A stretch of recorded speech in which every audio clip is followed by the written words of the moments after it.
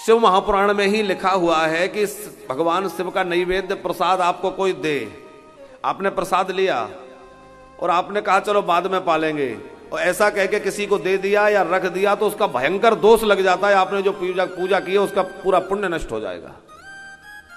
इसलिए प्रसाद हाथ में आते ही उसको सिर से लगाकर प्रणाम करें, उसका सत्कार करें और उसको उसी समय ले लेना चाहिए। प्रसाद का अपमान अनादर नहीं होना चाहिए। प्रसाद की बहुत महिमा है। भगवान की प्रसन्नता ही प्रसाद बनकर आती है। प्रसन्नस्तु प्रसादः, प्रसन्नता ही भगवान की प्रसाद है। अब एकादशी में अन्न का निषेध है, पूरी तरह अन्न निषेध है, लेकिन कदाचित कोई एकादशी व्रत में ही हमें अन्न का भोग, अन्न का प्रसाद दे दे तो क्या करें?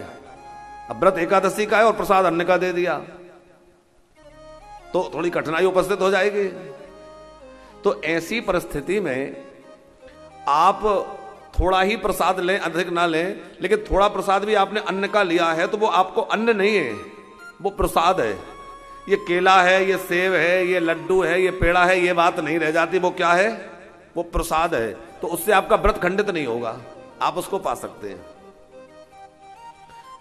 इस संदर्भ में हम आपको एक भक्तमाल का प्रसंग सुनाए तो बात स्पष्ट हो जाएगी। संत तुकाराम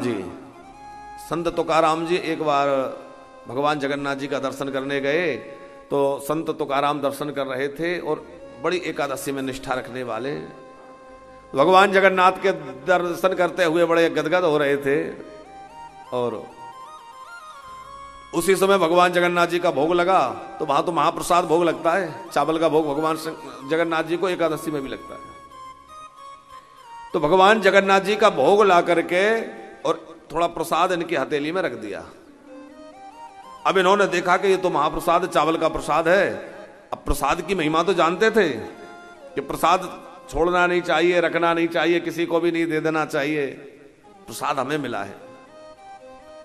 तो एक बात और ध्यान रखें, ब्राह्मण लोग हमारे अनुष्ठान के बाद हमें जो प्रसाद देते हैं, जैसे आप लोग रुद्राभिषेक करके उठते हैं प्रसाद मिलता है, अथवा आपने घर में सत्यनारायण की कोई अनुष्ठान किया जो प्रसाद मिला, तो ब्राह्मण जो प्रसाद देते हैं वो मंत्रोच्चार पूर्वक देते हैं। मंत्रार्था सफला संतो पूर्णा संतो मनोरथा शत्रुणाम बुद्धिनाशस्य मित्राणाम मुदस्तव, ऐसे आशीर्वाद वचन बोलते हुए वो प्रसाद आपको दिया और आपने ले जाकर फ्रिज पर रख दिया, टीवी के सामने रख दिया, यहां वहां रख दिया, पर उसमें चींटी लग गई, कहीं इधर उधर लग गया, कहीं किधर चला गया, हमें होश ही नहीं रहा। तो क्या होगा? उसका बहुत बड़ा दोष लग जाएगा। इसलिए प्रसाद प्राप्त होते ही प्रसन्नता पूर्वक उसको ग्रहण कर लेना चाहिए, ऐसी उसकी महिमा है। तो तुकाराम जी के हाथ में प्रसाद आया तो उन्होंने यहां वहां तो नहीं रखा, प्रसाद महिमा जानते हैं, पर एकादशी थी तो उन्होंने सोचा कि एकादशी में मैं कैसे इसको ग्रहण करूं। तो जब तक एकादशी तिथि चली तब तक वो भगवान की महिमा और प्रसाद की महिमा गाते रहे। कब तक गाते रहे? जब तक एकादशी चली। और जब एकादशी पूरी हो गई तो उन्होंने उसी व्रत को ग्रहण कर लिया। अब जब ग्रहण किया तो उनकी हथेली में एक फपोला पड़ गया, वो जल गया, हाथ उतना ऐसे फोला बन गया। ये क्या हो गया? अब उनकी तो साक्षात ठाकुर जी से बात होती थी, बड़े भगवत प्राप्त महापुरुष थे। ठाकुर जी से प्रार्थना की, भगवान ये क्या हो गया, जय जय सरकार, ये क्या लीला है, ये क्यों ऐसा हुआ? तो ठाकुर जी ने कहा कि तुमने प्रसाद की महिमा को कम समझा और एकादशी की महिमा को ज्यादा समझा, इसलिए ऐसा हो गया। मेरा प्रसाद तो प्रसाद है, उसमें पर वस्तु का भाव कहां रह गया कि ये अन्न है कि ये क्या है कि क्या नहीं है। उसको ग्रहण कर सकते हैं क्योंकि वो भगवान का प्रसाद है। लेकिन इसका अर्थ यह भी नहीं है कि आप भोग लगा कर खूब छक्के पालें, वो तो भगवान का प्रसाद था। महाराज जी कह रहे थे प्रसाद से व्रत नहीं खुलता, और खूब भोग लगाएं और खूब पाएं तब तो व्रत नष्ट हो जाएगा।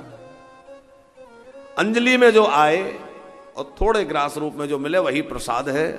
तो प्रसाद और चरणामृत का बहुत ध्यान रखना चाहिए। ये प्रसाद और चरणामृत की महिमा बहुत है। हमने एक दिन कथा में कहा था कि चरणामृत की कोई बूंद भूमि पर न गिरे, नहीं तो हनुमान जी आकर के भूमि से उस बूंद को चाटते हैं। तो चरणामृत की जरासी बूंद भी भूमि पर नहीं गिरना चाहिए, ऐसा सावधान होकर चरणामृत लें। और प्रसाद जब ग्रहण करें तो प्रसाद भी जो है बड़े श्रद्धापूर्वक मिलते ही ले लें।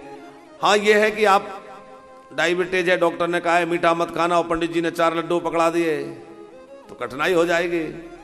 तो उसी समय पहले ही प्रार्थना करके कह दें कि नहीं थोड़ा थोड़ा दे दीजिए, थोड़ी परेशानी है, आप थोड़ा ही लें और जितना लें उसको सिर से लगा के तुरंत पालें, नहीं तो दोष लगेगा।